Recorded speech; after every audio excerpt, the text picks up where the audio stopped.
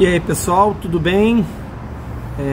Estou aqui no tempo cronológico pós Insante Mountain, Pico da Bandeira. Eu tô com o boné da prova, eu tô com a camisa da prova que eu não usei no dia da corrida, mas que tá aqui para usar nos treinos, tá certo? Camisa da DV, olha aí. E pensando assim, como eu queria abordar esse momento aqui, pensei o seguinte: o que nasceu primeiro, o ovo ou a galinha? No nosso caso aqui do Emílio, o que nasceu primeiro, o atleta ou o treinador?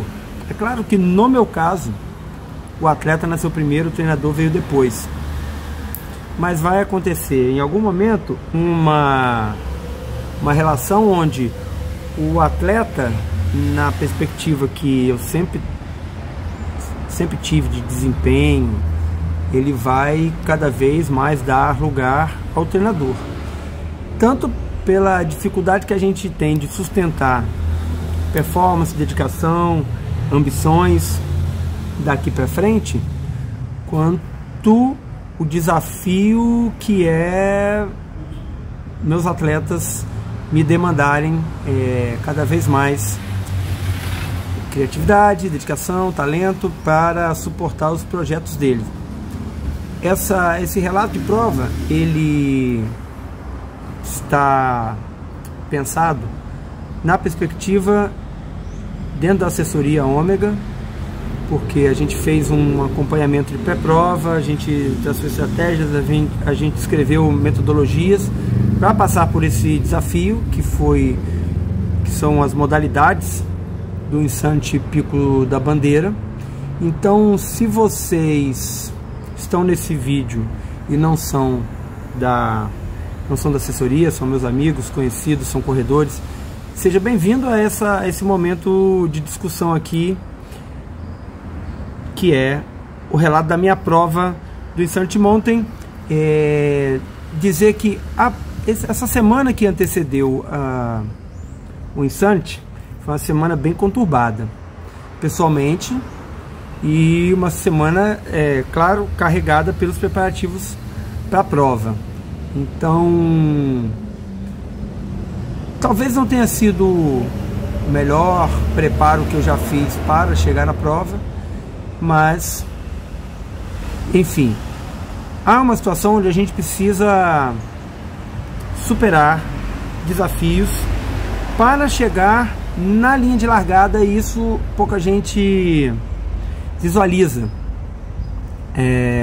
que há um trabalho todo para você chegar bem fisicamente, para você chegar bem mentalmente na largada. E isso se desenvolveu tanto para mim quanto para os meus alunos. Então é uma semana pré-prova, é uma semana que os capetinhas ficam soltos, arrumando problema para a gente resolver.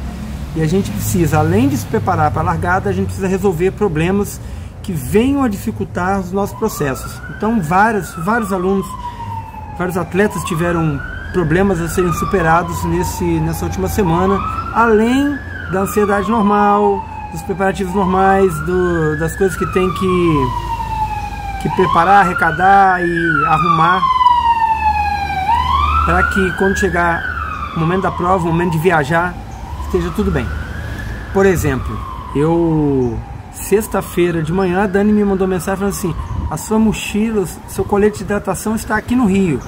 E eu realmente não tinha nem parado para ver isso, o que gerou aí um pequeno ajuste de eu ter que arrumar a minha mochila, uma mochila que eu tenho de ataque, de trekking, que eu uso geralmente para treinar com peso nas costas. Eu tive que preparar essa mochila para fazer a corrida com ela. Então esse é os tipos de probleminhas que a gente tem na semana da prova, tá? Então, uma vez lá em Alto Caparaó, a gente geralmente tem uma noite atribulada na véspera da prova. Eu acompanhei as largadas, a meia-noite a largada dos 80, aí dei uma dormidinha, já tinha dado um cochilo, depois dei uma outra dormidinha para a largada dos 55 às 4 da manhã. Dessa vez eu já não dormi, me arrumei para os procedimentos dos 27 quilômetros começavam às 5 horas, onde a gente tinha que pegar o transporte para a portaria de Pedra Menina. Então, 5 horas, estar lá, encontrar com os alunos, encontrar com os outros corredores, amigos e tal, para entrar num Jeep e fazer uma viagem de 45, 50 minutos até Pedra Menina. E chegando lá, a gente teve um café da manhã, primeiramente cada um tomou seu café da manhã, depois a gente deu um pulinho no café da manhã da largada, né, que a organização providenciou, um super café da manhã, também um momento muito legal de convivência, de a gente encontrar todos os corredores que a gente conhece, cada vez mais gente nova experimentando aí o Insante. Então foi um momento super legal também de confraternização. Vamos para o que interessa, largada. A largada, eu já tenho assim um costume, que é tentar largar mais na frente para não ficar naquele bolo da São Silvestre que fica lá atrás, que você sai andando, demora muito. Ok, eu dei uma contornada ali no estacionamento, larguei lá na frente, talvez na quarta, quinta fila, e a subida da portaria do Espírito Santo no Parque Nacional do Caparaó até a Casa Queimada, onde começa a trilha, é uma subida muito exigente, mas muito exigente mesmo. Apesar de ser estradão, apesar de, né, tem uma combinação de estradão de terra com pedaço de pavimento, é muita inclinação, é muito forte. E eu tinha feito uma estratégia. Qual seria? Aquecer meia hora e depois intervalar a subida com intervalos de corrida e caminhada, né? Isso aí a gente já tinha adiantado isso na assessoria, num vídeo. E cara, depois aí mexi na estratégia, depois de uns 10 minutos ou talvez menos de 10, eu comecei a fazer tirinho de corrida e uma caminhada. Nesse primeiro momento eu fiz primeiro momento que eu falo é a primeira subida ali até a macieira. Eu fiz uma administração da seguinte maneira: eu corria rápido e caminhava lento, corria rápido e caminhava lento. E aí eu vou tentar explicar fisiologicamente o que eu estava pensando. Se você caminha forte continuamente, com aqueles 5 km lá até a macieira, naquela inclinação, sua taxa de aumento da frequência cardíaca e do esforço, ele é linear e ascendente. E o que eu pensei? Eu posso diminuir essa taxa de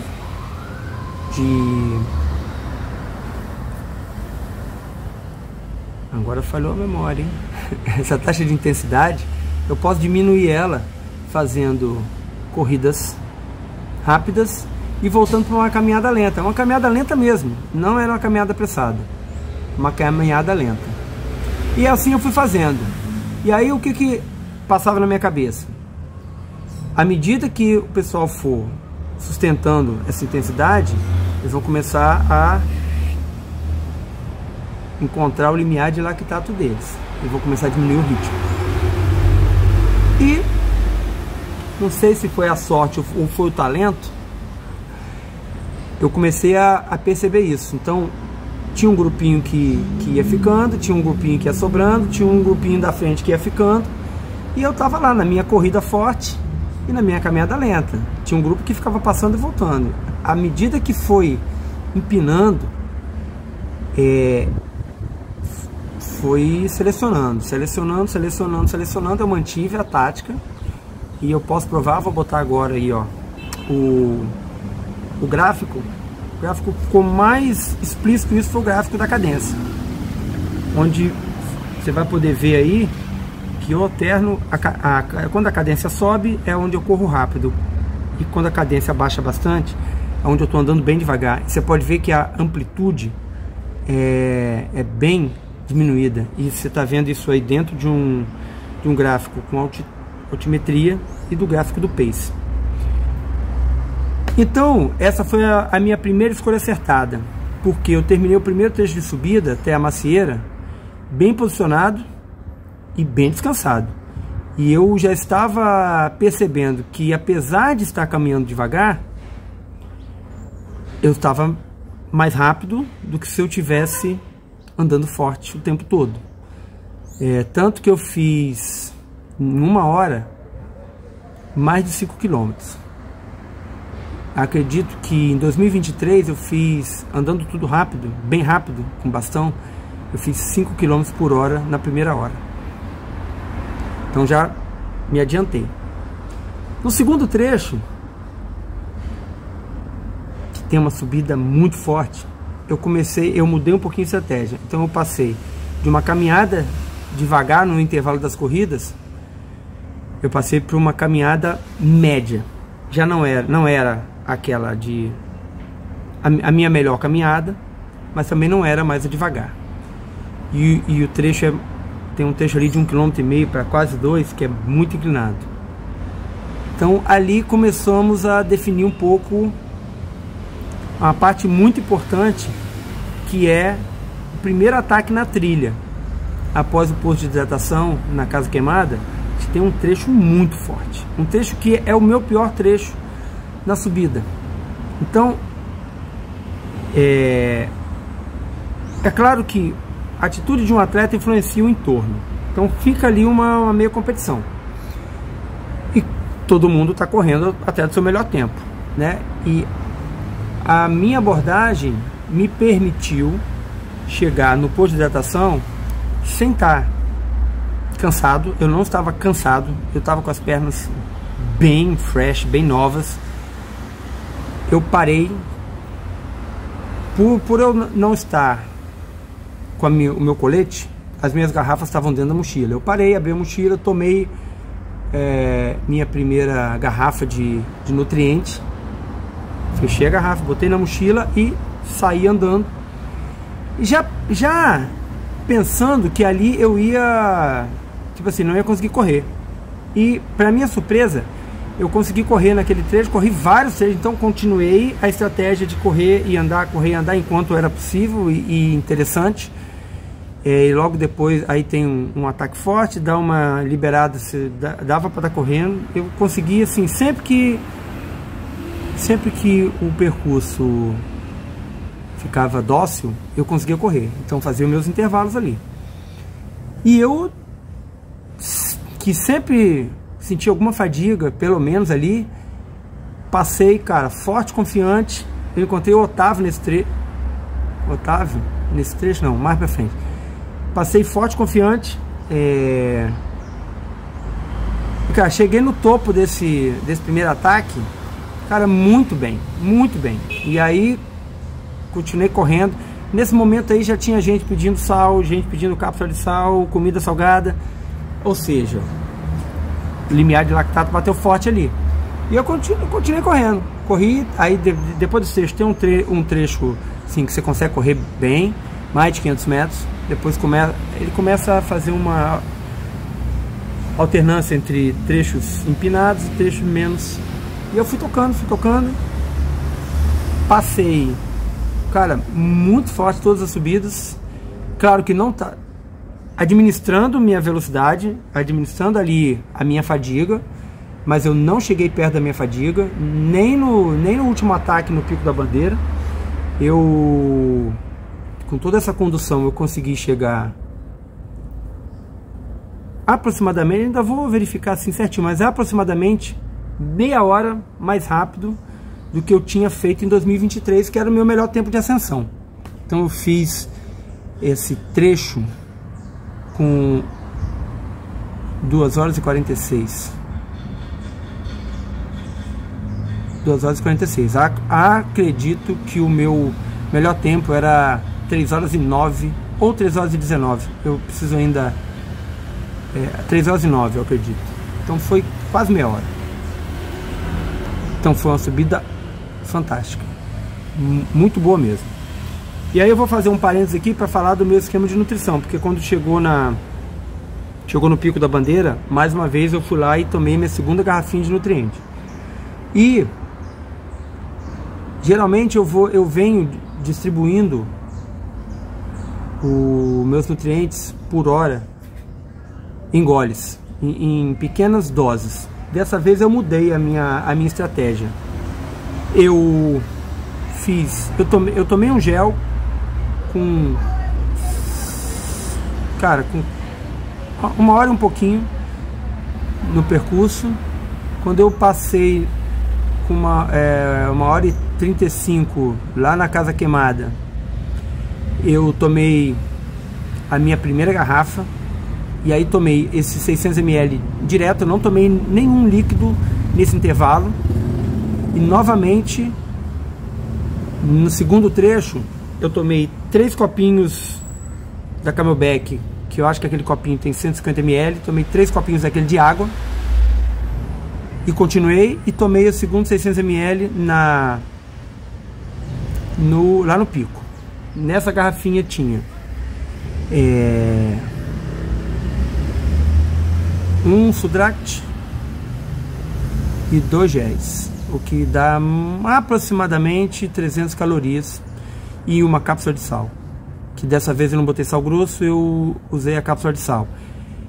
Talvez eu prefira o efeito do sal grosso, que ele dá um salgadinho, ele quebra aquela coisa doce daquele líquido ali. E dali pra frente eu só parei e tomei 2 copos.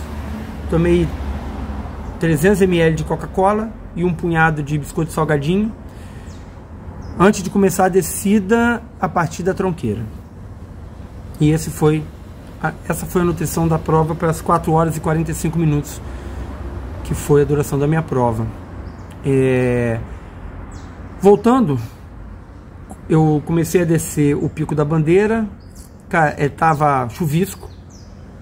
A visibilidade em toda a parte da trilha é muito baixa, pelo menos entre a Casa Queimada e o Terreirão.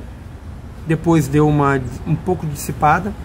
Esse primeiro trecho, os primeiros 2 km da descida, eles são muito acidentados. As pedras estavam molhadas, não deu para eu descer correndo como eu havia descido em 2023. Desci andando assim, apressadamente, mas foi um trecho que me deixou bem lento, né? Então, relativamente, foi o trecho que eu mais perdi tempo, foi o trecho entre o Pico da Bandeira e o Terreirão.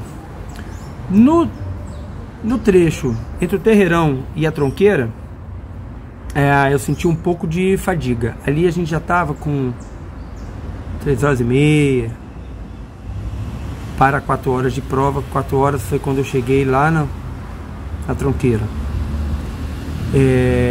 Então esse trecho eu senti um pouco de fadiga, mas natural, tanto pela subida que eu tinha feito, tanto pela descida lenta, né? Tira a gente um pouco do ritmo. Quando eu comecei a descer a descida da estrada, que são 7 km finais, 7 km e 800 lá,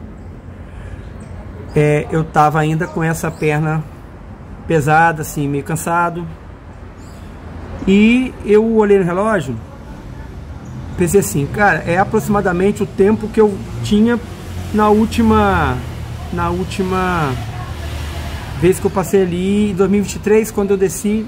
Eu fiz 4 horas e 39. E eu pensei assim, pô, será que dá pra bater esse tempo aí? Mas eu tava ainda, sim, primeiro quilômetro foi moroso, né? Um pedaço eu tava andando comendo, depois eu comecei a trotar e tal.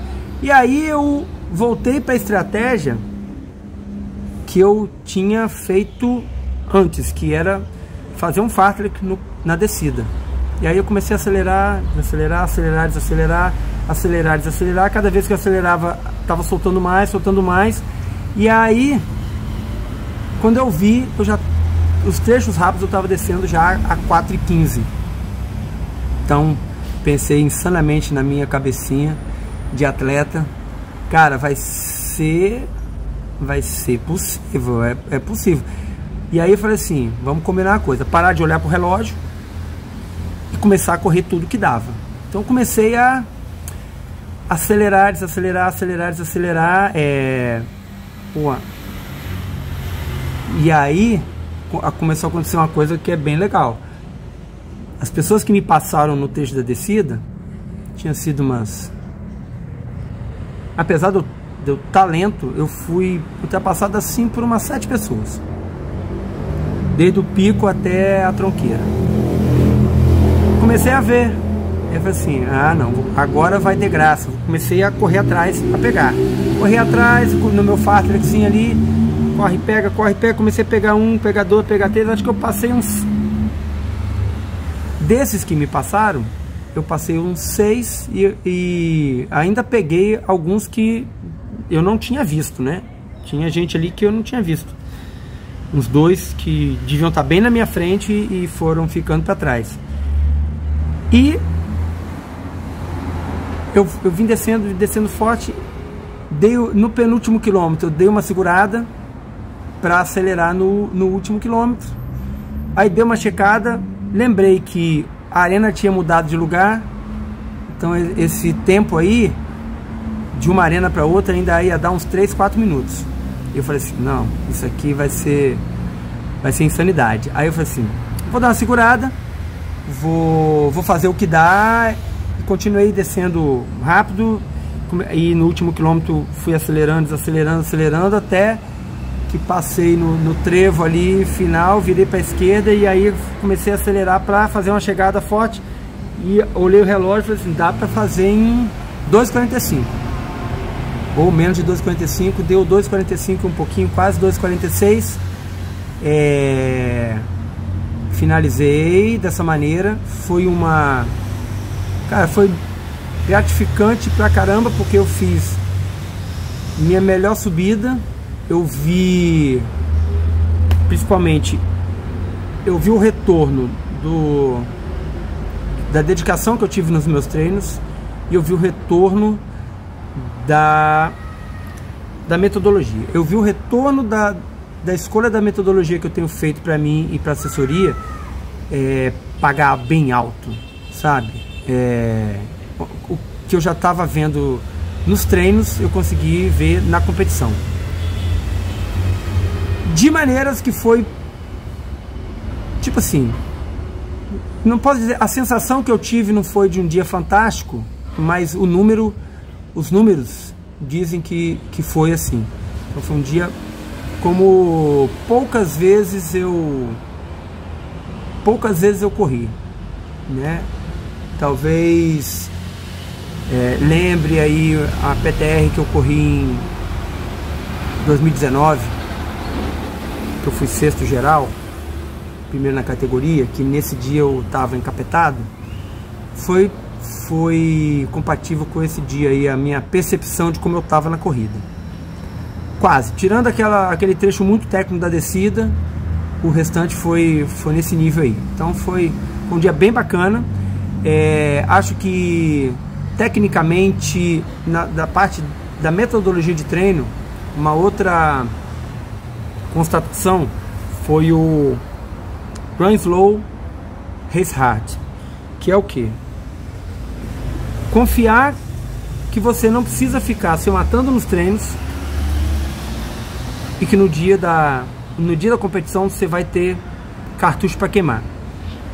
Porque geralmente eu não tenho forçado nos treinos ritmo, não estou preocupado com ser rápido. Eu fiz um treino que ele foi forte, no sentido que antes do carnaval, né, na prévia do carnaval, sábado de carnaval, eu fiz um treino no Rio que eu não consegui alcançar o pessoal que eu tinha marcado. Eu comecei a meio perseguir Nesse dia eu fiz um treino forte, pelo menos nas subidas, na descida nem tanto, mas nas subidas bem forte. Eu me senti confiante, e na corrida no Pico da Bandeira eu vi que a parada tá rolando bem, tá? Apesar de ser uma corrida fora da minha especificidade, porque hoje é uma corrida curta, essa 27 km aí seria primeira perna, primeira metade das corridas que eu tenho corrido, 60 km, né? E eu não tenho abordado esses percursos com tanta sagacidade, então foi um indicativo bem legal. E eu não ter chegado no meu momento de maior conforto, geralmente, que é entre 5 e 7 horas, é o momento que eu me sinto mais confortável, digamos aí, em 10 horas de prova. Não cheguei nesse momento confortável, não sei como seria devido a esse esforço que eu fiz, mas tenho bons indicativos que seria agradável. Acho que, né, ficou tudo para falar, tudo que eu precisava falar, falei. O clima muito agradável, zero calor, um breve momento de frio entre o Pico do Calçado e o primeiro quilômetro da descida em direção ao Terreirão, mas o calor do percurso ali não deixou gelar. Quase que eu pensei em pegar a luva na mochila, que é uma coisa que minha mão gela e eu perco um pouquinho a paz, fico preocupado com a mão e perco a paz. Então eu tenho levado, em situações de frio eu levo luva. Quase que eu precisei botar a luva, mas basicamente esse aí o relato da prova.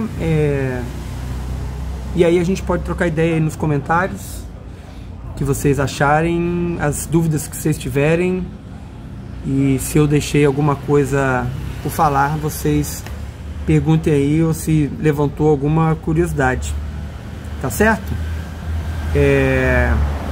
Às vezes fica aí a curiosidade de saber como seria o percurso dos 80 km, mas eu acho que não vai ser ainda para 2026 não, tá? A não ser que eu tenha uma necessidade muito grande, mas temos planos de fazer treinos mais longos no Pico da Bandeira. Aguarde aí a oportunidade que, surgindo o evento, a gente vai providenciar e vai convidar, tá bom? Valeu pela atenção. Um abraço.